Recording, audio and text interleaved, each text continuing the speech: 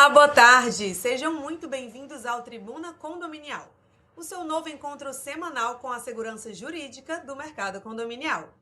Todas as quartas-feiras, ao meio-dia, nos encontraremos para debater o que realmente importa na gestão do seu condomínio. Na Tribuna Condominial, traremos sempre o ponto de vista jurídico sobre tópicos relevantes para síndicos, trazendo advogados especialistas na área condominial para deixar você cada vez mais informado. Esse programa é produzido pela Pred News, seu principal portal de notícias condominiais. Então aproveita para clicar no botão de se inscrever aqui no canal, seguir as redes sociais da Pred News e acessar o site prednews.com.br para se manter informado sobre tudo do mercado condominial. O programa Tribuna Condominial é um oferecimento da ADV Sindicom, Advocacia para Síndicos e Condomínios. Agradeço em nome da Pred News o suporte para trazer conteúdos com respaldo jurídicos para síndicos de todo o Brasil. Aproveito também para agradecer nossos apoiadores Condoasp, Assessoria Condominial e HR, o Banco dos Condomínios. Essas empresas atuam no Brasil inteiro, levando soluções financeiras e administrativas para condomínios de todos os portes. E aqui, elas contribuem apoiando um trabalho informativo, pois o síndico bem informado é um síndico que protege e valoriza o seu patrimônio. O tema de hoje trata de uma dúvida que vem gerando discussões em muitos condomínios. A construtora pode se isentar do pagamento da taxa condominial das unidades que ainda não vendeu? É bastante comum que, após a entrega do empreendimento, alguns apartamentos, lojas ou salas comerciais permaneçam em nome da incorporadora. Em alguns casos, a convenção do condomínio, elaborada pela própria construtora, prevê que essas unidades fiquem dispensadas de contribuir com as despesas condominiais. Mas essa cláusula é realmente válida? A construtora pode criar um benefício para si antes mesmo de existirem os demais condôminos? E caso essa previsão seja ilegal, quem pode questioná-la e cobrar os valores que deixaram de ser pagos?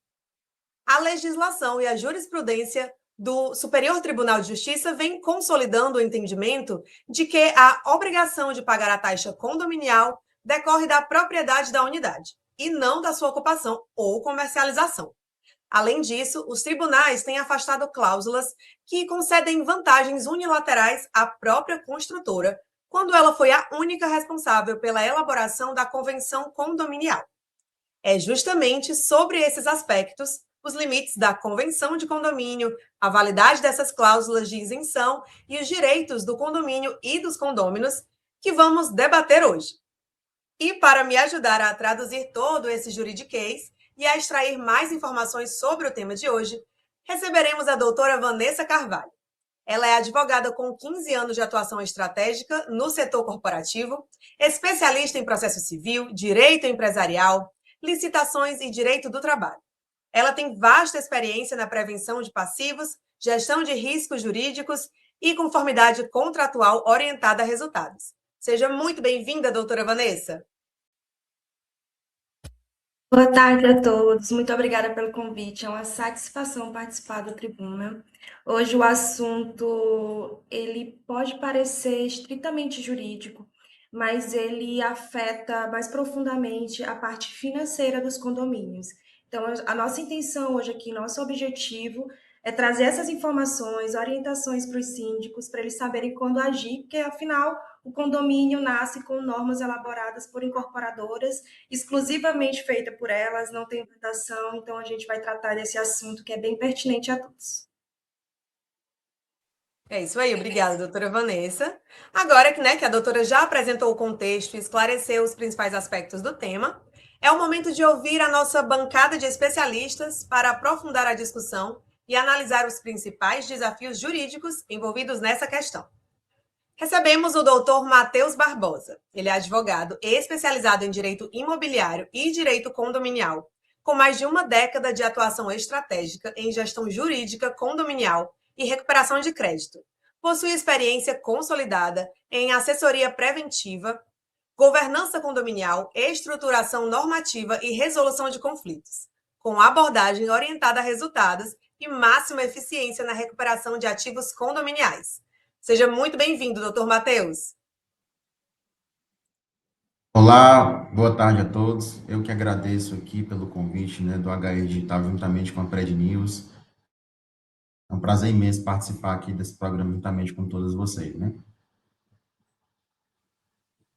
Obrigada. E receberemos também o doutor Fernando Sampaio, advogado com sólida atuação nas áreas de direito civil e processo civil, além de experiência em direito do trabalho e previdenciário, com prática voltada tanto para a área consultiva quanto contenciosa, sempre com foco na análise estratégica dos casos e na busca de soluções jurídicas eficientes e seguras. Seja muito bem-vindo, doutor Fernando. Olá, boa tarde a todos. Agradeço imensamente o convite para debater esse tema tão importante, tão contemporâneo, que assola a comunidade condominial nos dias de hoje. Obrigada, doutor. Agora, doutora Vanessa, me responde uma coisa. Se o Código Civil estabelece que a obrigação de pagar as despesas condominiais decorre da titularidade da unidade e não da sua utilização, como justificar que uma construtora possa inserir na própria convenção uma cláusula que a isente justamente dessa obrigação? Até que ponto admitir esse tipo de previsão não significa permitir que quem criou as regras do condomínio conceda a si mesmo um privilégio que jamais poderia ser aprovado pelos futuros condôminos, comprometendo a igualdade que deve existir entre todos os proprietários? Exatamente essa é a grande discussão que a gente vai trazer hoje, né? A incorporadora, ela pode elaborar uma convenção, mas ela não está acima da lei. O Código Civil, ele estabelece que a obrigação de contribuir é próprio terreno. O que isso significa? É que ela advém da propriedade. Então, quem tem a propriedade da unidade deve sim fazer essa contribuição, mesmo que ela não esteja sendo utilizada, que ela não esteja locada, ela esteja fechada, como é o caso das incorporadoras, né, que deixam ali fechado até vender. Então, ela pode até trazer na sua convenção essa situação, mas isso não significa que ela vai ser perpétua, logo porque existem outros modos de tirar, não só judicialmente, como eu disse, mas através de uma assembleia, por exemplo. Então, quando a própria incorporadora ela cria uma cláusula que isenta esse dever, ela acaba transferindo esse custo, né, dos demais condôminos, como a gente disse no início, é muito mais financeiro do que jurídico essa situação para os condomínios. E aí esse entendimento é predominante na jurisprudência que a convenção ela não pode ser utilizada para criar privilégios unilaterais, especialmente quando ela traz prejuízos financeiros para o condomínio, ou então quando ela aumenta o valor para os demais condôminos, porque afinal esse valor aí que ela não vai pagar vai ter que ser rateado entre os demais condôminos, porque o elevador vai continuar existindo, a área de lazer vai continuar existindo, tudo vai estar lá. Ela não está utilizando, mas ela é proprietária também. Então, em outras palavras, a convenção, ela organiza a vida do condômino, mas ela não pode afastar obrigações impostas pela lei, como é o caso da cota ordinária, que ela é a distribuição dessa receita, dos deveres do condomínio perante a sociedade. Muito obrigada, doutora Vanessa. Ficou claro que a convenção de condomínio, embora seja a principal norma interna do empreendimento, não pode servir como um instrumento para conceder privilégios a quem a elaborou. A igualdade entre os condôminos e a natureza da obrigação de contribuir com as despesas comuns impõe limites aos conteúdos dessas cláusulas, especialmente quando elas transferem aos demais proprietários um custo que deveria ser suportado pela própria construtora. E essa é uma realidade que merece atenção dos síndicos e administradores. Muitas vezes, essas cláusulas permanecem na convenção por anos, sem qualquer questionamento, gerando um rateio mais oneroso para os condôminos e prejuízos financeiros para o condomínio. Agora, antes de continuarmos essa discussão e entendermos quais medidas práticas podem ser adotadas para corrigir esse tipo de situação, vamos acompanhar o recado do nosso apoiador, o Banco HR. Síndico, quanto vale a segurança do seu condomínio? Câmeras antigas e portarias vulneráveis não podem fazer parte da sua gestão. Modernize todo o sistema de segurança do seu prédio agora. O Banco HR financia novos equipamentos em até 10 anos, com carência de 120 dias para começar a pagar. Parcelas suaves e a solidez de um banco regulado pelo Banco Central. Fale agora mesmo com o HR, o Banco dos Condomínios.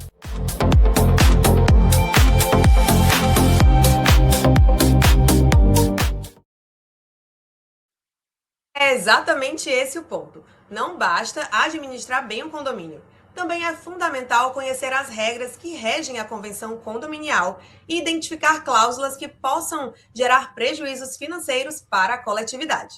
Uma análise preventiva pode evitar anos de cobranças indevidas e garantir que todos os proprietários contribuam de forma igualitária para as despesas comuns. Se o seu condomínio ainda não revisou a convenção desde a entrega do empreendimento, este pode ser o momento ideal para verificar se existem disposições que merecem ser atualizadas ou questionadas.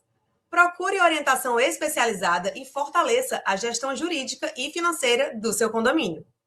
E agora, dando continuidade ao nosso debate sobre a validade das cláusulas de isenção em favor das construtoras, vamos abrir a rodada de perguntas com os nossos advogados convidados. Vamos à primeira pergunta. Doutor Matheus, essa pergunta é para o senhor. Quando adquirimos um imóvel em um condomínio recém-entregue, normalmente imaginamos que todas as regras da convenção já refletem a vontade dos futuros moradores. Mas, na prática, esse documento costuma ser elaborado e registrado pela própria incorporadora antes mesmo da formação do condomínio. Dentro desse cenário, até onde vai o poder da incorporadora? Ela pode estabelecer regras que beneficiem exclusivamente a si própria? Certo, veja, a incorporadora, ela inicia a venda das unidades imobiliárias, né, das frações ideais, ao promitente comprador. Nesse momento, ela já utiliza um instrumento chamado contrato de promessa de compra e venda, e ela insere naquele instrumento do contrato de compra e venda algumas cláusulas que precisam serem observadas, antes mesmo do nascedouro do condomínio. Por que eu digo isso? Porque na promessa de compra e venda, no instrumento que é formalizado entre essas partes, ela insere uma cláusula que informa que ela tem o poder de se exonerar, eu chamo de exoneração, tá? Não de isenção. Mas são sinônimos parecidos, mas eu tenho algumas divergências em relação a elas. Porque geralmente isenção ela pode ser legal, já a exoneração ilegal não. E aí ela já se exonera no próprio instrumento de compra e venda muito antes do condomínio nascer. Então perceba, se o condomínio nasceu e ela já está pensando no futuro, o que acontece? Ela sempre, quando lança um empreendimento, incorporadora, pensa que pode ser um sucesso, mas que pode não dar certo, né? Então, ela vai se proteger de alguma forma. Por quê? Porque ela sabe que tem que entregar um empreendimento. Se ela não entregar um empreendimento, ela vai ter repercussões jurídicas, né? A gente sabe que se uma incorporadora, ela prometeu a entrega de um empreendimento, de um apartamento, né, de um imóvel, seja apartamento ou casa, uma unidade imobiliária, ela tem um prazo estipulado no memorial de incorporação e no contrato para cumprir. E aquele prazo, também, visto a lei, ela ainda tem 180 dias após o prazo para entregar aquele empreendimento. Então, se ela não entregar, ou seja, se ela não conseguir formalizar todos os contratos daquela unidade imobiliária e vender aquele empreendimento por completo, ela vai ficar responsável por aquelas unidades que não foram vendidas. Veja. E aí, pensando nisso, o que ela faz? Primeiro, insere uma cláusula nesse sentido no contrato de promessa de compra e venda. Depois, ela insere no próprio contrato de promessa de compra e venda a permissão para que ela assine a convenção pelo promitente comprador. Olha só. Ela insere no instrumento contratual de promessa de compra e venda uma cláusula informando que ela vai assinar, ou seja, que o promitente comprador outorga ao promitente vendedor que assine a convenção como se fosse ele, né? Procuração. Não deixa de ser um instrumento procuratório. Então, primeiro que, posteriormente a isso, quando se vai registrar essa convenção no cartório de registro de imóveis, o cartório ele faz vista grossa, né? Nessa análise contratual, e aí acaba, por vezes, registrando um instrumento que sequer tem assinatura de 2/3.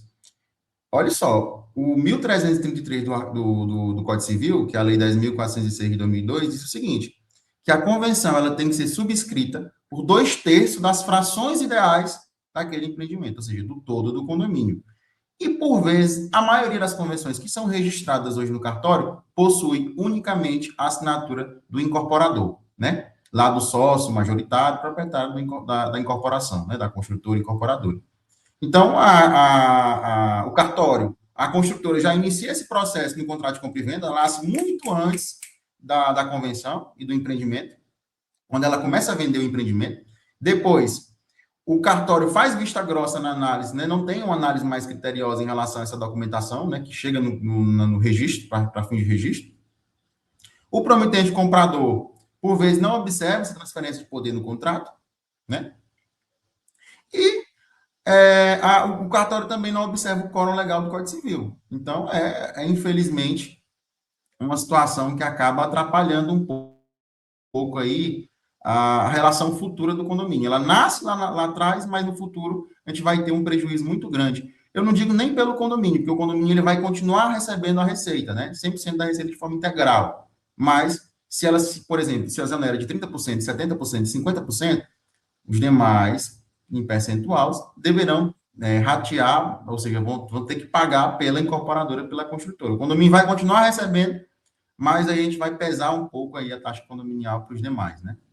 Então, é interessante esse tema e é importante para que a sociedade ela possa sempre ficar atenta, não só do início da assinatura da convenção, mas também lá quando for adquirir o seu empreendimento, seu imóvel. Muito obrigada, doutor Matheus. Eu só queria aproveitar com a fala do Matheus, trazer uma perspectiva real que nós temos aqui no nosso escritório. Como o Matheus falou, né? A venda desse imóvel, ele começa na planta, né? Acho que todo mundo aqui conhece, quem é condômino, quem é proprietário, sabe que tem a possibilidade de se comprar um empreendimento na planta, que é mais barato. Quando a gente compra na planta, não existe ainda a convenção. E quando a gente fala nessa convenção registrada, ela quase que sempre é mesmo pela incorporadora, apenas com a incorporadora assinando, porque ela é proprietária da maioria daquelas cotas, né? Então, obviamente, por muitas vezes ela consegue ali constituir o 2/3 que ela precisa. Mas, não obstante a isso, nós temos casos aqui de incorporadoras que traz essa isenção na sua convenção, e o problema não está aí. Está aí, né? Mas não só aí. Porque quando ele fala sobre o rateamento, o que a gente observou, que ela traz a cláusula, ela traz uma planilha orçamentária contando com todas as cotas daquele condomínio, inclusive com a dela. Então, assim, acaba, sim, afetando o condomínio, porque aquelas cotas só vão ser pagas à vontade daquele incorporador, se ele quer ou não cumprir ele quer ou não pagar, né? Ele usa ali eles chamam de conta pool, né? Hoteleira, quando é caso de hortelaria, que é onde a gente vê mais essa questão da isenção das cotas. E aí ele traz essa figura de que ele realiza aquele pagamento quando ele deseja, né? Por isso que é perigoso quando você faz aquela primeira constituição da gestão por condôminos, você tem que fazer aquela revisão, né, da sua convenção, mas isso aí é assunto mais para frente. Mas ele traz as cotas divididas por toda a totalidade, né, por todo o condomínio, e aí isso fere gravemente o condomínio, porque ele tá rateando como se fosse R$500, eu tenho R$500, é o valor total da minha receita, 5 condôminos, R$100 para cada. E aí, quando ele traz isso para a realidade, ele continua com as 5 cotas, mas, na verdade, só tem 2 condôminos que vão pagar. E aí fica R$200 uma receita para sustentar um condomínio de 500. Na prática, é isso que os síndicos vão encontrar na convenção e por acaso, no condomínio deles. Tá? Isso. Muito obrigada pela contribuição, doutora Vanessa. Muito, muito importante mesmo. Agora, uma pergunta para o doutor Fernando. Doutor Fernando, uma das cláusulas que tem mais despertado debates é justamente aquela que prevê a isenção ou a redução das cotas condominiais das unidades que ainda permanecem em nome da incorporadora. Quando esse tipo de discussão chega ao Poder Judiciário, como os tribunais vêm enfrentando essa questão? Em quais princípios e fundamentos jurídicos eles costumam se apoiar para decidir esses casos? Bom, o Poder Judiciário, de uma maneira bastante consistente, ele tem considerado essa cláusula abusiva e, portanto, nula. Os tribunais, em especial o Superior Tribunal de Justiça, vem pacificando o entendimento de que a construtora, enquanto ela for proprietária das unidades, ela é uma condômina como qualquer outra e deve arcar com as despesas da mesma proporção. O STJ, em decisões importantes, como a do recurso especial 1816039, ele deixou claro que a convenção ela não pode criar um benefício de caráter subjetivo para a construtora, pois isso transfere o risco do negócio dela para os demais condôminos. Os fundamentos jurídicos dessas decisões são muito sólidos. Primeiramente, a violação do princípio da isonomia. Este é o pilar dessas decisões, onde não se pode admitir que a construtora, que é considerada uma condômina, tem um privilégio em detrimento dos demais. Essa cláusula, ela cria um tratamento desigual e injustificado, fazendo com que os outros moradores venham a pagar mais para cobrir a parte da construtora. Em segundo lugar, evidencia-se a vedação do enriquecimento sem causa, onde a construtora ela se beneficia diretamente da conservação, da manutenção e da valorização do condomínio, custeados pelos condôminos adimplentes, o que, inclusive, favorece a comercialização dessas unidades. Permitir que ela se exima do pagamento das despesas implica admitir vantagem indevida às custas da coletividade. E, por fim, a natureza própria terrena da dívida, onde as despesas do condomínio são consideradas obrigações que se atrelam à coisa, se atrelam ao imóvel, acompanham o imóvel. A responsabilidade pelo pagamento, ela é de quem detém a propriedade da unidade, independente de ser a construtora ou o comprador final. Obrigada, doutor Fernando. Doutor Matheus, o senhor gostaria de acrescentar alguma coisa? Sim. Bom, em relação ao que o doutor Fernando colocou de forma brilhante, né, nas colocações dele, é importante que a gente tenha em mente um detalhe que a gente não pode esquecer, tá? Que é, o condomínio ele nada tem a ver com a relação que existia anteriormente entre o promitente comprador e o promitente vendedor. Ponto. O que o tribunal entende? Olha, o condomínio ele tem que continuar pagando as suas despesas. Portanto, ele tem que continuar arrecadando as taxas condominiais.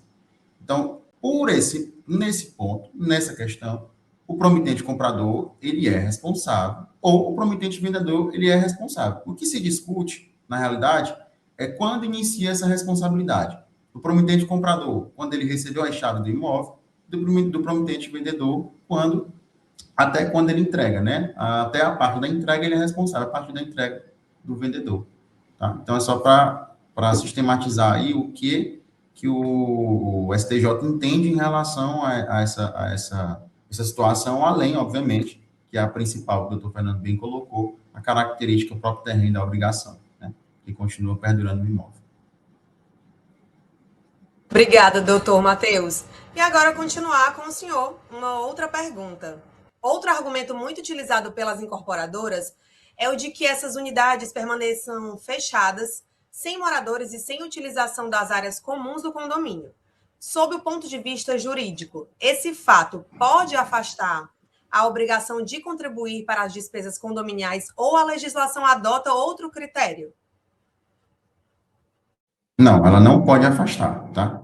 O dever do pagamento da taxa condominial, ele é um dever instituído pelo próprio Código Civil e só pode ser alterado se houver, né, acordo entre as partes. Esse acordo ele só é feito através de um documento chamado Convenção de Condomínio, que tem que ser subscrito por 2/3, tá? Qual é a grande justificativa do condomínio para realizar essa cobrança? Primeiro, que ele precisa continuar se mantendo. Então, nós temos ali a portaria, né, que é o acesso principal do condomínio. Quando você vai morar no condomínio, você pensa em segurança, né? E o caráter segurança se dá justamente pelo controle de acesso que você tem quando você está no empreendimento desse. Então, ele tem que continuar sendo pago. Da mesma forma, nós temos as energias da área comum, água, que são serviços e bem essencial, mas o que é importante destacar é que é vedado no ordenamento jurídico brasileiro o enriquecimento sem causa. O que acontece?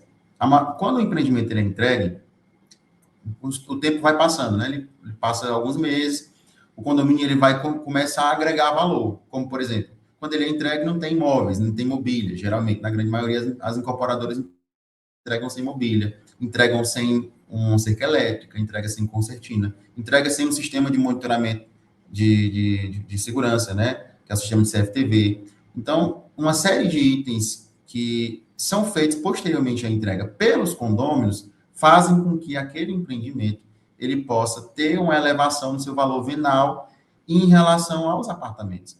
Então, se você tem uma boa administração financeira e uma boa administração administrativa por parte do gestor daquele condomínio, você vai agregar valor ao imóvel.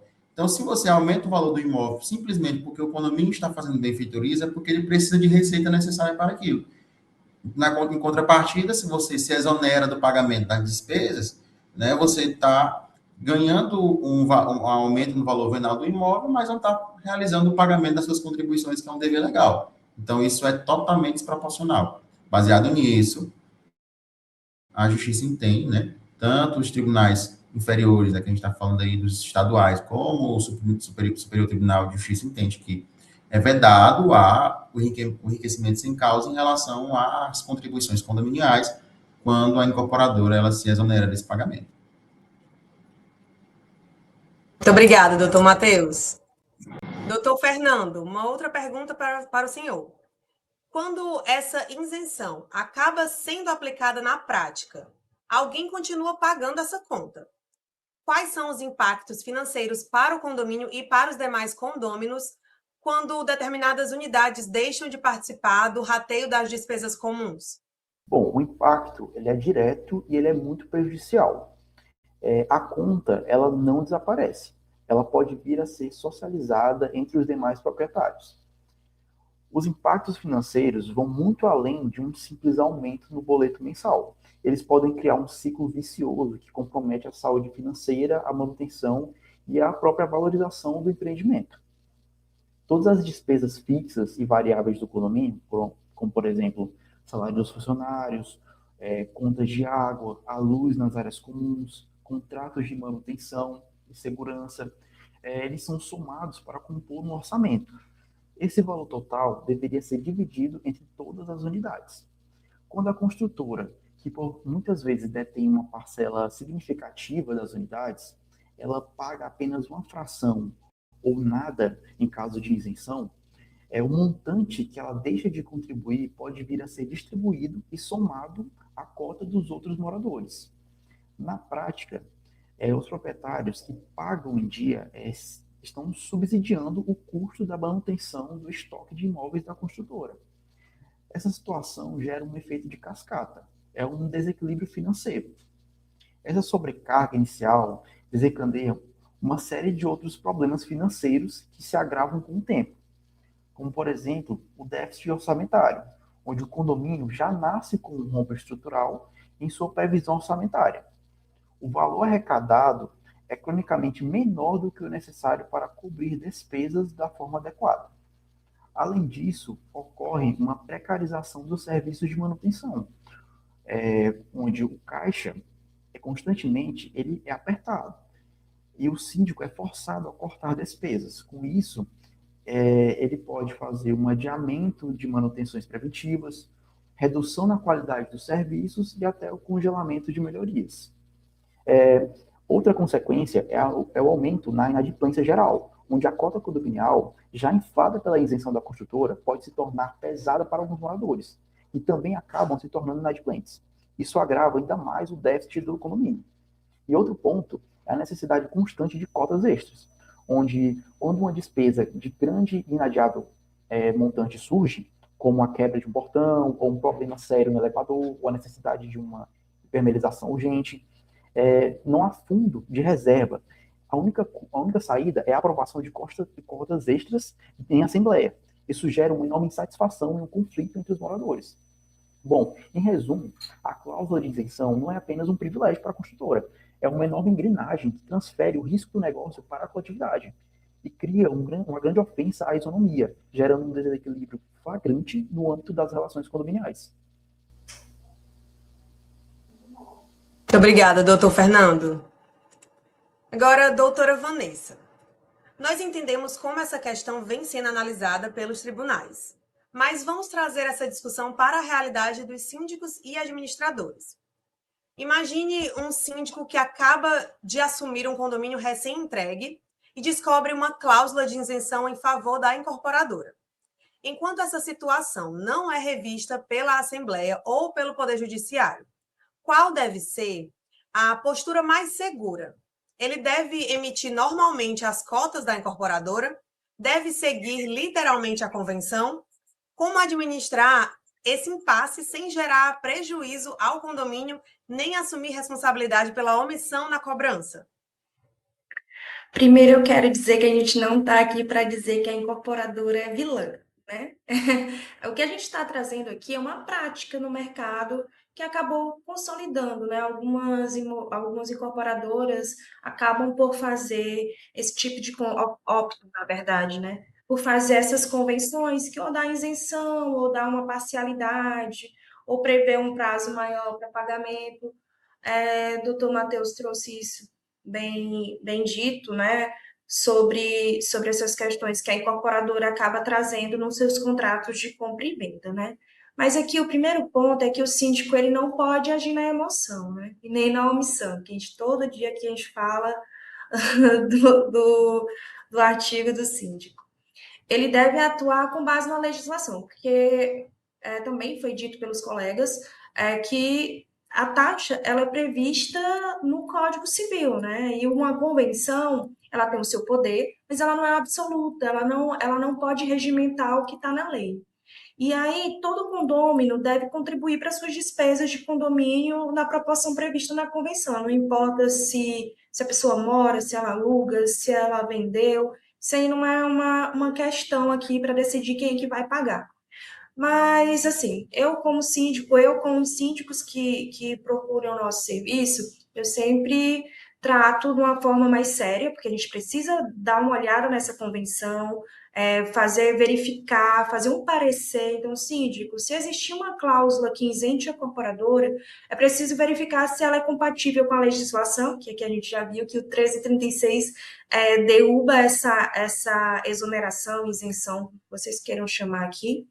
E esse entendimento da legislação superior é princípio legal, né? Tá na lei, é reconhecido nos tribunais, e hoje sabemos que a obrigação de contribuir decorre da propriedade, da unidade, não da utilização. Na prática, o caminho mais seguro é realizar aquela análise jurídica da convenção, levar o tema ao conhecimento da Assembleia. Eu acho muito importante, sempre muito importante, numa situação dessa, o síndico não agir de forma autônoma, que ele leve essa situação para a convenção, logo porque isso vai alterar até a própria taxa ordinária futuramente, então todos precisam ter ciência daquilo que está acontecendo, e aí ele, levando isso para a Assembleia, sendo constatada a invalidade da cláusula por um parecer jurídico, ele pode decidir promover a cobrança dos valores devidos pelos meios adequados, né? E o maior risco para o síndico não é cobrar uma obrigação legítima. O maior risco aí sempre vai ser deixar de cobrar, porque essa receita ele pertence ao condomínio e ele pode acabar respondendo por essa omissão, né? É o básico, ele não pode ser omisso nunca. Então, primeira coisa, síndico, pegue sua convenção, leve a um advogado competente, especializado, peça um parecer, leve esse parecer até sua assembleia, vote e decidam como é que vocês vão fazer. Vão emitir boletos, a gente vai continuar cobrando, e aí você está garantido, porque se futuramente, como é uma situação que não digo nova, mas que chegou recentemente nos tribunais superiores, ela pode acontecer, por exemplo, no primeiro grau, numa vara civil, você ter esse pedido negado, mas num tribunal você vai ter esse pedido acatado. E como não é preto no branco, vai pelo que o juiz entende ali daquela situação, de forma não só objetiva, mas subjetiva, vendo todo o contexto. Então, há, sim, um risco de ser negado, de não ser retirado. Então, nesse caso, leve para a sua assembleia, a assembleia decidindo, você está resguardado, que todos concordam que vão correr esse risco de emitir seus boletos, continuar realizando a cobrança. Concomitante a isso, ele busca fazer isso por meio de assembleia ou por meio legal, conseguindo uma tutela. Eu acho que acho que não seria tão difícil quando você demonstra que o coletivo tá ali prejudicado naquela situação, que precisa recompor a saúde financeira. Então, é importante agir com cautela, mas não de uma forma lenta, né? Não de uma forma omissa, que haja na forma mais célere, mas com cautela, porque rapidez e cautela não são opostos, né? É isso, Camille. Ótimas observações e conselhos, doutora Vanessa. Muito obrigada. Bom, chegamos ao nosso segundo bloco, onde vamos aprofundar os principais desdobramentos jurídicos das cláusulas de isenção em favor das construtoras. Mas antes, vamos dar um recado muito importante para quem deseja se destacar e crescer com solidez em um dos mercados que mais se profissionaliza no Brasil.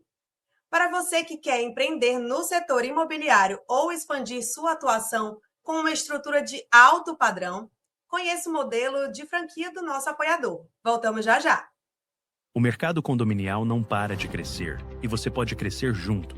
Se você já é síndico, atua na área condominial ou tem um forte relacionamento com condomínios, essa é a sua grande chance. Quer empreender sem o risco de começar do zero? Seja um franqueado Condoasp. Leve para a sua região a força e a credibilidade de uma marca que faz parte de um grupo com mais de 40 anos de mercado. Ao se tornar nosso franqueado, nós assumimos toda a retaguarda operacional: departamento pessoal, financeiro, fiscal, prestação de contas, documental e tecnologia. E você foca no que realmente gera resultados: relacionamento e expansão da sua carteira de clientes. Construa um negócio altamente rentável com quem entende do assunto. Seja um franqueado Condoasp.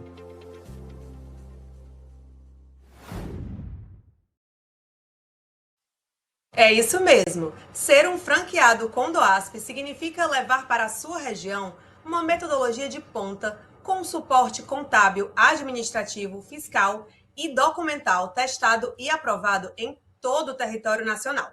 É a oportunidade perfeita de empreender com o respaldo de uma marca consolidada no mercado de assessorias condominiais.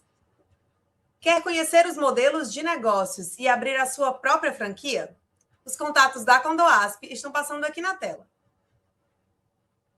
De volta com a nossa bancada de especialistas para debatermos sobre a construtora poder ou não se isentar do pagamento da taxa condominial, a primeira pergunta deste bloco vai para o doutor Matheus Barbosa. Doutor Matheus, muitas dessas cláusulas estão registradas na Convenção do Condomínio desde a sua instituição e, justamente por isso, muitos síndicos acreditam que não há nada a ser feito. Afinal, o fato de a cláusula estar registrada em cartório garante sua validade ou ela pode ser questionada e até anulada judicialmente? Essas cláusulas, Camille, elas são inseridas de forma unilateral. Então, tudo que é feito de forma unilateral, ele pode, se tiver alguma possibilidade de reversão, ser, né, anulável de forma judicial, né, via judicial. O que é mais comum em se fazer, isso não é só em condomínio, tá?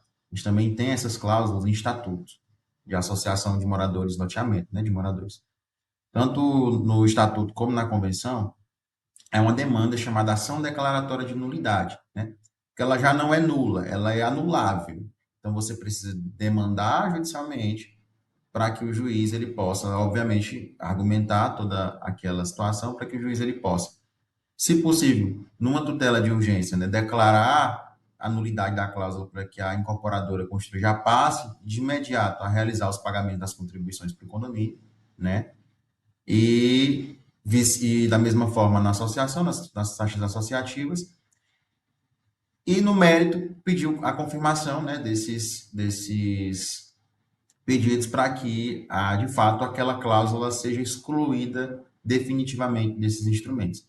Então, o condomínio ele tem essas possibilidades à disposição para utilizar, né? Então, é importante que ele busque um profissional que tenha um conhecimento técnico na área do direito, tanto condominial como associativo, e busque também identificar se dentro desses regramentos constam essas cláusulas, né, se elas estão, de fato, prejudicando ali a receita, para que ele possa demandar uma ação e aí, obviamente, buscar uma tutela e, posteriormente, uma confirmação dessa tutela. Obrigada, doutor Matheus. Agora, doutor Fernando. Quando o condomínio identifica uma cláusula que considera abusiva, quem pode levar essa discussão ao judiciário? Apenas o condomínio, representado pelo síndico, ou um condômino que se sinta diretamente prejudicado também possui legitimidade para buscar essa revisão? Nesse caso, ambos têm legitimidade. A via mais comum é o próprio condomínio, representado pelo síndico, e com autorização da Assembleia, ingressar com a ação judicial para pedir a anulação dessa cláusula e também cobrar os valores devidos. Essa é a forma que protege o interesse da coletividade. No entanto, qualquer condômino, individualmente, que se sinta lesado, pode entrar com a ação judicial. Afinal, ele está sendo diretamente prejudicado ao pagar uma taxa condominial maior por conta do privilégio da construtora. A decisão nesse processo individual, ela só beneficia ele mesmo, a menos que se busque um efeito mais amplo. Na prática, como isso funciona? O síndico, na qualidade de representante legal dos interesses da coletividade, que está previsto no artigo 1348 do Código Civil, ele é quem encabeça essa ação. No entanto, para que esse ato de tamanha importância seja juridicamente prudente, é essencial que ele seja respaldado por uma deliberação em assembleia. O procedimento ideal é o síndico, ele convoca uma assembleia geral, na pauta deve constar um item específico, como a discussão e a deliberação sobre o ajuizamento dessa ação, visando a anulação dessa cláusula, e em seguida deve ocorrer a aprovação da medida na assembleia. O síndico, ele tem o mandato e a legitimidade para contratar um advogado e dar início a esse processo em nome do condomínio. A ação judicial, ela terá um pedido, claro, a declaração da nulidade da cláusula. Isso significa pedir para o juiz que reconheça formalmente que aquela regra é ilegal e, portanto, inválida desde a sua criação. Obrigada, doutor Fernando. Doutora Vanessa, gostaria de acrescentar algo?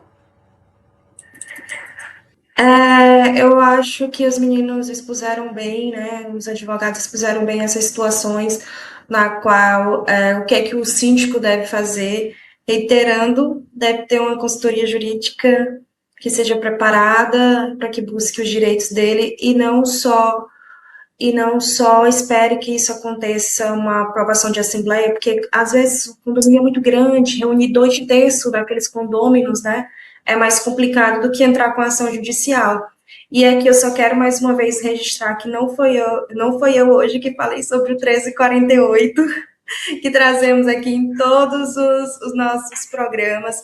A gente traz a importância do 1348 e do síndico conhecer o 1348 a fundo. Já disse que ele está sempre com a gente, né, doutora? Muito obrigada.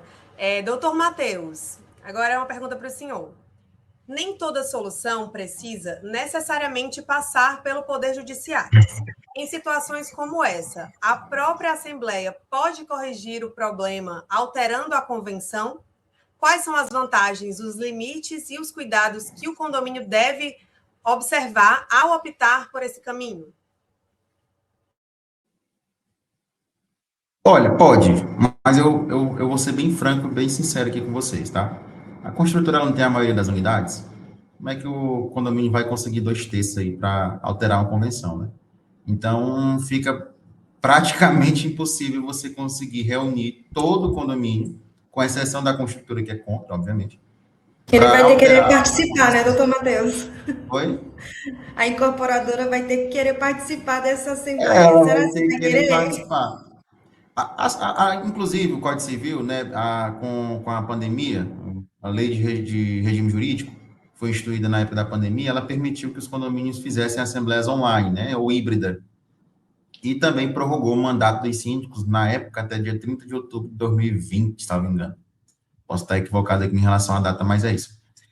E aí, posteriormente, em 2014, o legislador ele inseriu no Código Civil artigos que permitem que o condomínio faça assembleias por sessão permanente, né?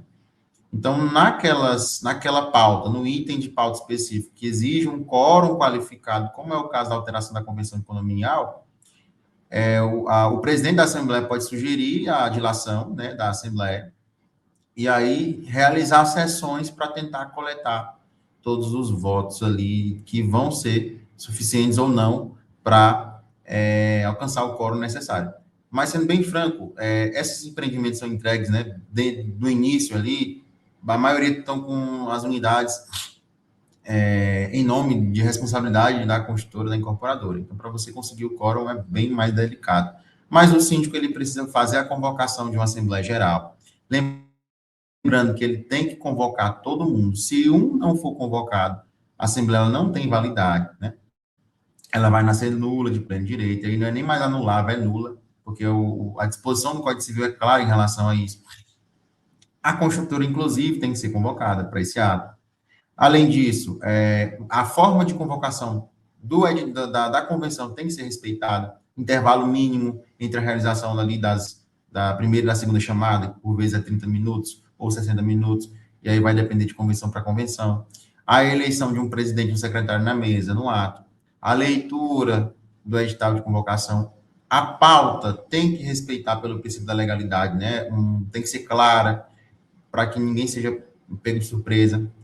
E a condução da Assembleia ela tem que estar acompanhada de uma assessoria que possa balizar tudo isso que eu estou falando, né? Que ele vai transmitir ali na hora, no ato, desde o nascedouro da Assembleia, que é o edital de convocação, como vai funcionar, levando em consideração essas normas que eu citei. Né? Então, tudo isso tem que ser observado. Muito obrigada, doutor. Doutor Fernando, supondo que essa cláusula venha a ser considerada inválida, surge uma dúvida muito comum entre os síndicos. O condomínio pode cobrar da incorporadora as cotas que deixaram de ser pagas ao longo dos anos? Existe algum limite de cuidado jurídico para essa cobrança? Sim, o condomínio não só pode, como deve cobrar esses valores retroativos. Mas essa cobrança não é ilimitada. Ela exige alguns cuidados jurídicos importantes. O primeiro ponto é o seguinte: reconhecida a invalidade dessa cláusula, a regra geral é que essa nulidade ela produz efeitos retroativos, que nós chamamos de efeito ex tunc. Na prática, isso significa que a cláusula é considerada como se nunca tivesse existido. Consequentemente, a incorporadora passa a ser devedora das cotas condominiais que deixou de pagar, ou até mesmo da diferença entre o que ela pagou e o valor integral da dívida. Entretanto, tem esse direito de cobrança encontra alguns limites. O principal deles é a prescrição. É importante aqui frisar que o Superior Tribunal de Justiça ele já consolidou um entendimento de que as cotas condominiais elas estão sujeitas a uma prescrição de 5 anos.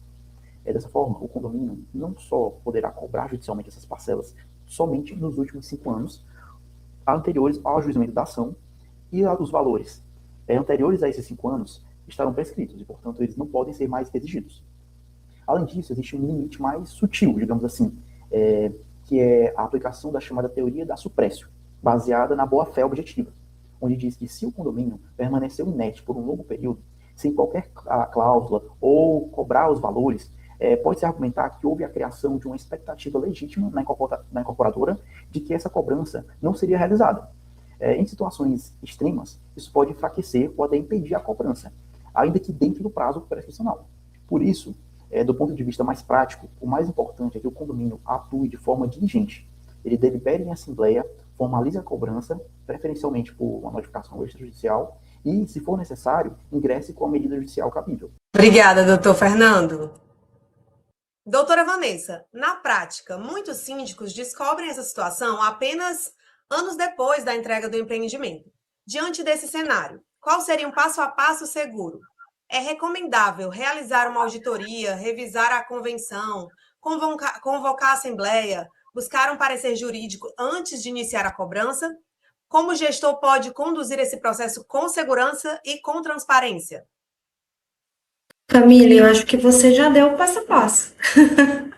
Você deu o passo a passo. O primeiro passo é fazer a revisão completa da convenção condominial para identificar cláusulas potencialmente abusivas, que não precisa ser exatamente essa da isenção. Existem cláusulas por exemplo, a cláusula de enxoval de condomínio, que é a primeira taxa, que é para comprar alguns materiais daquele condomínio. Existe esse tipo de cláusula, ou cláusula de uso diário comum, cláusula de cálculo de fração ideal. Então, assim, a gente está falando aqui hoje de cláusulas que isentam ou exoneram, mas a gente tem que ser um pouco mais abrangente, né? Tem que ver no mais completo agora, quando eu te respondo isso, porque tem que ser visto numa totalidade, nas cláusulas que são potencialmente abusivas ou incompatíveis com a legislação atual. Depois disso, né, é importante levantar quais as unidades pertencem a essa incorporadora, porque isso está causando um desfalque ali no meu financeiro, né? Essa incorporadora não está realizando o pagamento quando eu tenho duas situações: ou ela foi rateada pelo número total de cotas, ou ela nem sequer entrou e aí a cota está bem maior do que deveria ser. Então, eu tenho as duas situações. Então, eu tenho que levantar quantas pertencem a essa incorporadora para calcular o valor envolvido e solicitar depois um parecer jurídico para fundamentar as próximas decisões. Com essas informações de você ter li da convenção, tenho um parecer da minha convenção, sei quais são as cláusulas que estão sendo abusivas, que foram contratadas de forma unilateral, eu tenho a quantidade de unidades e o que isso significa financeiramente para o meu condomínio, aí eu levo essas informações para a assembleia, que aí eu garanto aquela transparência aos condôminos e a gente busca ali, sempre que possível, uma solução consensual. No caso, seria uma assembleia que o doutor Matheus trouxe aí para a gente a figura da Assembleia Permanente, que possibilita esses quórums maiores, né? E aí, diante dessa reflexão, eu trago uma reflexão do cliente nosso, na qual ele trouxe, mas se ela é isenta, até o dia que eu convoco ali aquela Assembleia para retirar, ela votaria porque ela não é inadimplente, porque ela é isenta. Né? Mas na minha concepção, ela seria, na concepção do condomínio, eles tratam ela como se ela fosse inadimplente, quando na verdade ela já foi exonerada desse pagamento, então não existiria um impedimento ali para aquelas unidades votarem. E aí o problema ele vai só escalonando, dá para perceber? E aí, tirando essa parte, já tenho a minha revisão, tenho a quantidade de cotas que é pertencente à incorporadora, já fiz a minha assembleia, tentei resolver isso de forma amigável, não aconteceu, então aí eu já passo para o que os meninos também expuseram muito bem, que foi a questão das medidas judiciais cabíveis para reconhecer a invalidade dessas cláusulas e buscar umas cotas eventualmente divididas, né? O planejamento, documentação, assessoria jurídica e pronto. Está feito aí a fórmula mágica para proteger o condomínio e o direito coletivo deles. Muito obrigada, doutora Vanessa. A conversa está excelente. Os síndicos e moradores que nos assistem estão recebendo uma verdadeira aula de direito condominial. E nós vamos já continuar. Mas antes de irmos para a nossa rodada de respostas rápidas com nossos convidados, vamos ver um vídeo curto sobre como acabar de vez com a burocracia de papéis e assinaturas na hora de oficializar as regras do seu prédio. Voltamos já! Síndico, quanto tempo você perde correndo atrás de papelada, se deslocando ou enfrentando filas em cartório para registrar atas? Chega de burocracia. A Condoasp resolve isso para você. Entre nossas soluções administrativas, temos uma equipe de logística exclusiva que busca e entrega os documentos do seu condomínio. Registramos as atas de assembleia direto no cartório. Digitalizamos tudo e disponibilizamos na palma da mão dos moradores pelo nosso aplicativo Classecom e por e-mail. Mais agilidade para condôminos, mais facilidades para síndicos. Conte com a Condoasp, assessoria condominial. O que todo gestor precisa. De nada adianta reunir os moradores e debater exaustivamente as diretrizes de segurança ou as regras de convivência, se na hora de registrar a ata, o síndico perde dias e dias enfrentando filas em cartório. Com o serviço de logística exclusiva da Condoasp, as atas são registradas direto no cartório e disponibilizadas digitalmente para os moradores por e-mail ou dentro do aplicativo Classecom. Se você quer dar mais agilidade para os condôminos e eliminar a papelada da sua gestão, fale com a Condoasp. Os contatos estão aqui na tela. Senhores advogados, aqui na tribuna condominial, agora vamos para uma dinâmica totalmente diferente dos primeiros blocos. Chegou a hora do quadro Minuto da Jurisprudência. A dinâmica funciona da seguinte forma. O cotidiano na gestão condominial impõe decisões rápidas e o síndico busca orientações jurídicas que sejam, acima de tudo, práticas e conclusivas para o seu planejamento. Por isso, preparamos um formato focado na objetividade. Eu apresentarei cenários bem específicos e os doutores terão o desafio de sintetizar a solução legal em até aproximadamente 1 minuto. É uma forma de entregarmos o máximo de valor técnico com o dinamismo que o nosso público precisa. Vamos começar com o doutor Matheus. Doutor, além da cláusula de isenção, é comum que convenções elaboradas por incorporadoras tragam outras disposições favoráveis a elas, como prazos mais longos de garantia, transferência de responsabilidade por vícios construtivos ou regras de votação que dificultam mudanças futuras. Esses outros tipos de cláusulas também podem ser questionados pelo mesmo raciocínio jurídico da vedação ao benefício subjetivo? Podem, elas também podem ser questionadas, tanto de forma administrativa perante a incorporadora, mas também de forma judicial e das formas também de alteração convencional, tá? Porque são privilégios unilaterais que foram criados pela própria incorporadora. A única observação, né, que nós fazemos em relação a isso é que cada caso é um caso, e todos os casos devem ser estudados de forma subjetiva, específica e individualizada. Ou seja, cada condomínio tem uma convenção, possui cláusulas específicas, a escrita ela precisa ser analisada da mesma forma da sua aplicação na prática. Então, tudo isso tem que ser avaliado, mas nós sabemos que há, sim, a possibilidade de se discutir judicialmente essas questões. Obrigada, doutor Matheus. Agora, doutor Fernando. Depois que o empreendimento é entregue, existe um prazo para que a incorporadora convoque a primeira assembleia e transfira efetivamente a gestão do condomínio aos condôminos? E quando essa transição demora além do esperado, quais medidas podem ser adotadas pelos proprietários? Bom, essa é uma frase crítica, infelizmente, é fonte de muitos conflitos. A resposta, ela divide-se em 2 etapas. A legislação brasileira, incluindo o Código Civil e a Lei 4591 de 64, não estabelece um prazo fixo em dias para a incorporadora convocar a Assembleia Geral de Instalação. No entanto, isso não significa que ela pode demorar indefinidamente. Os tribunais têm o entendimento que a obrigação de convocar a AGI nasce com a conclusão fática e jurídica do empreendimento. Isso geralmente ocorre com a expedição do habite-se pela prefeitura, que atesta a condição de habitabilidade do prédio. A partir desse momento, a incorporadora tem o dever de realizar a assembleia para dar início à vida condominial. No entanto, caso isso não ocorra, é possível ingressar com uma ação judicial, visando a obrigação da incorporadora em fazer esse trâmite. Um procedimento aprovado em uma Assembleia Geral, através da aprovação de 1/4 do quórum dos proprietários. Obrigada, doutor Fernando. Agora para a doutora Vanessa. Doutora, ao longo do programa, vimos que a incorporadora exerce um papel muito importante na formação do condomínio. Mas esse protagonismo não é permanente. Pensando no síndico que assume a primeira gestão e nos próprios moradores, qual é o momento ideal para fazer uma revisão completa da convenção, do regimento interno, dos contratos e das decisões deixadas pela incorporadora? Quais são os pontos que merecem atenção logo no início da vida condominial para evitar problemas jurídicos e financeiros no futuro?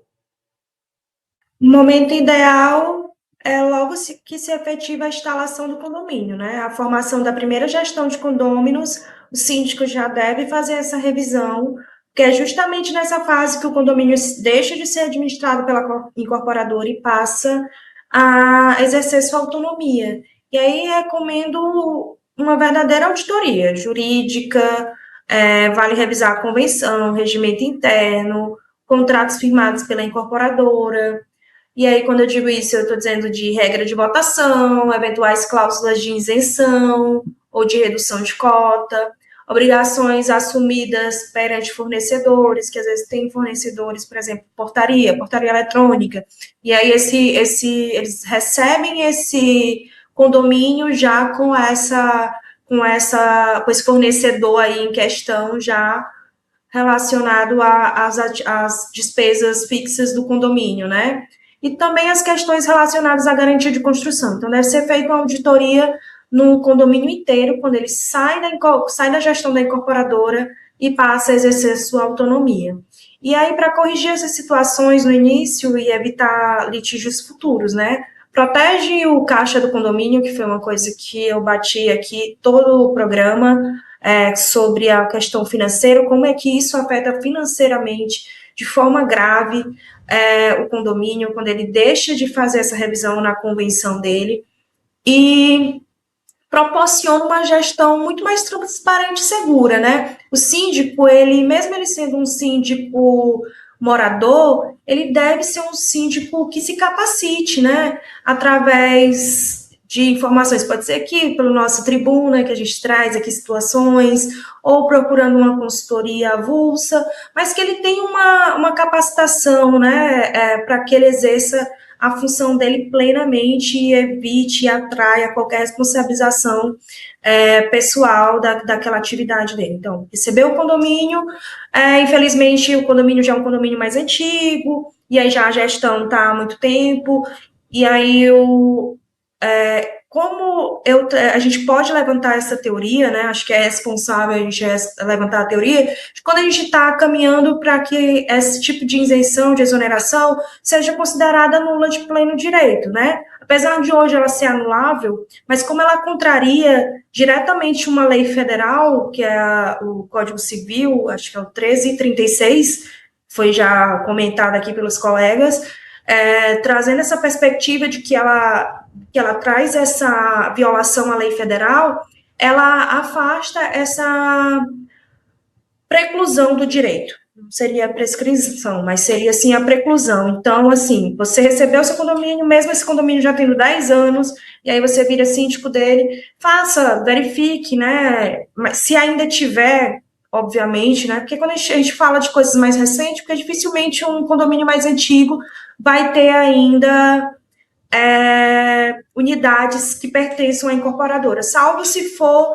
horteleiro. Se for horteleiro, é mais fácil que a incorporadora ali mantenha uma cota para eles. Então, nesse caso, faça a sua auditoria antes de, quando receber o seu condomínio, faça a auditoria, verifique todas as regras, faça a assembleia e corrija essas situações bem no início para evitar litígios futuros. É isso. Obrigada, doutora Vanessa. Aproveitando que estamos tirando tantas dúvidas aqui, a gente sabe que a maior angústia na rotina de um síndico é tomar decisões sem ter certeza dos limites do seu cargo. Para acabar com o medo de errar e elevar sua gestão ao nível de excelência, preste muita atenção no recado a seguir. O mercado de sindicância profissional não aceita mais amadores. Você está pronto para o próximo nível? Bem-vindo à mentoria para síndicos profissionais. Se você já atua e quer elevar seu nível técnico, ou se deseja ingressar no mercado com segurança e credibilidade, este é o seu lugar. Aqui, nós substituímos o improviso por método, fundamento e visão de mercado. Preparamos você para o mundo real em 13 pilares estratégicos: fundamentos e postura profissional, legislação aplicada e proteção jurídica, limites de atuação, responsabilidade civil e criminal, gestão de assembleias e rotinas operacionais, contabilidade descomplicada e combate à inadimplência, rateio estratégico e ética na governança, mediação de conflitos e tecnologia aplicada. E, por fim, posicionamento de mercado e precificação. Você não vai apenas aprender o que fazer, mas o porquê e o como. Saia do improviso. Tome decisões fundamentadas. Construa uma carreira respeitada. Mentoria síndico qualificado. O seu próximo passo começa agora.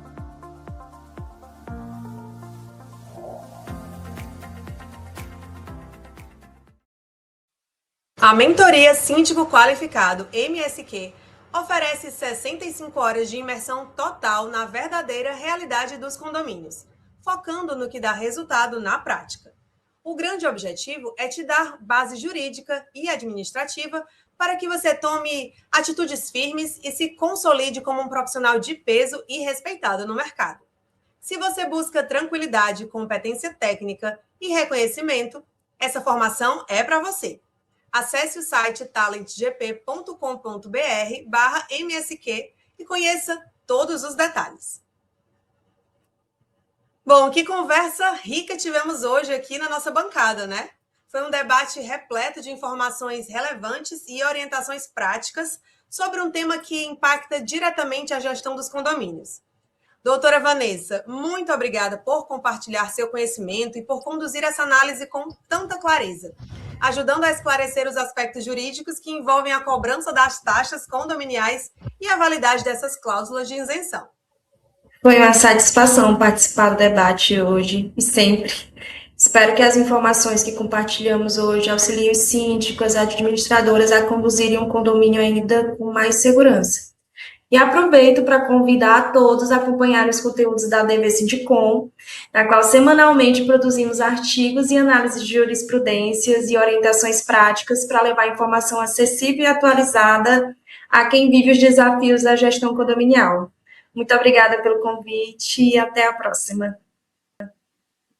Obrigada, doutora. Que ótima dica. Doutor Matheus Barbosa, agradeço pela excelente participação e pelas contribuições tão precisas que enriqueceram ainda mais a nossa discussão. Quem agradece sou eu, a sua brilhante condução, juntamente com a doutora Vanessa, o doutor Fernando, que pôde aqui ladear, discutir um tema tão importante para a nossa sociedade, né, imobiliária, seja a condominial, seja a associativa, né, porque, querendo ou não, são temas que se assemelham, e também venho acompanhando a DV Sindicom, são temas que toda semana, de forma brilhante, são expostos, né? E temas que também vão auxiliar bastante aí todo mundo que gosta um pouco do direito condominial, mas também o síndico, as administradoras de condomínio, que por vezes também não têm uma assessoria que possa auxiliar. E eu agradeço novamente pela participação. Obrigada, doutor. Doutor Fernando Sampaio, foi uma grande satisfação contar com a sua presença. Muito obrigada pelas reflexões e pelos importantes esclarecimentos trazidos ao longo do nosso programa. Eu que agradeço imensamente pelo espaço e pela oportunidade de debater esse tema tão importante e contemporâneo, né? É sempre um prazer compartilhar conhecimento e contribuir para que as relações condominiais sejam cada vez mais sadias, justas e transparentes, né?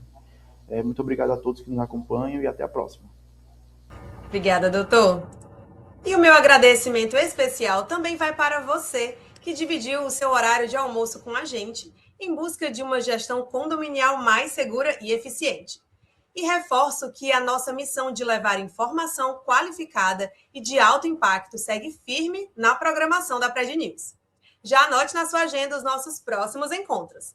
Amanhã, quinta-feira, às 20 horas, você tem um encontro marcado no Meet dos Síndicos. A apresentadora Adriana receberá síndicos com ampla experiência para compartilhar conhecimentos e vivências da gestão condominial. E claro, na próxima quarta-feira, pontualmente ao meio-dia, a Tribuna Condominial retornará com mais um tema jurídico essencial para a proteção do patrimônio do seu condomínio. E lembre-se de clicar no botão de se inscrever aqui no canal, ativar todas as notificações e continuar acompanhando nossos conteúdos aqui na Pred News. Uma excelente tarde a todos e até o nosso próximo encontro!